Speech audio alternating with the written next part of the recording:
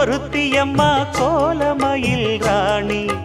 ஆடி வரும் பூங்கலசம் அழகிருக்கும் மேனி தேர் நடந்து தெருவில் வரும் ஊர்வலமா ஊருலகில் அவளை போல பேர் வருமா நல்ல பளிங்கு போல சிரிக்கும் மனச பறிக்கும் பவள விரிப்பு விளங்கிடாத இனிப்பு விவரம் புரிஞ்சிடாத துடிப்பு